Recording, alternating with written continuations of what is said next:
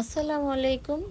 সম্মান কিন্তু মানুষ মানুষকে এমনি এমনি দেয় না, সম্মানটা কিন্তু অর্জন করে নিতে হয়।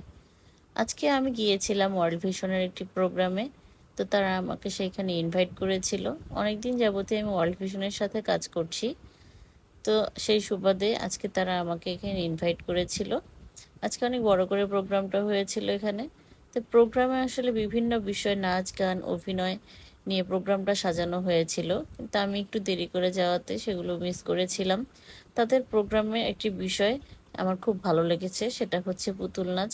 পুতুল নাচটা দেখে আসলে মনে পড়ে গেল শৈশবের স্মৃতি যেন জীবন্ত হয়ে উঠল।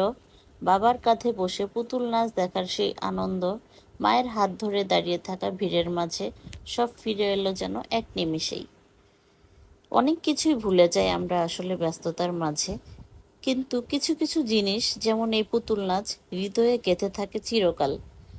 আমরা আসলে এই জিনিসগুলোকে এখন অনেক মিস করি, যেটা আমরা এখন চাইলেও দেখতে পাই না। এই পুতুল নাচটা কিন্তু একসময় খুব জনপ্রিয় ছিল, কিন্তু এখন এটা দেখাই যায় না। এই পুতুল নাচটা আজকে তারা অ্যারেঞ্জ করেছিল তাদের প্রোগ্রামে, দেখে খুবই ভালো লেগেছে। এটার মাধ্যমে আমরা অনেক কিছু শিখতেও পেরেছি। আর এই পুতুল নাচের মাধ্যমে তারা কিন্তু প্রোগ্রামে একটি বিশেষ দিক তুলে ধরার চেষ্টা করেছে, সেটা হচ্ছে শিশু শ্রম।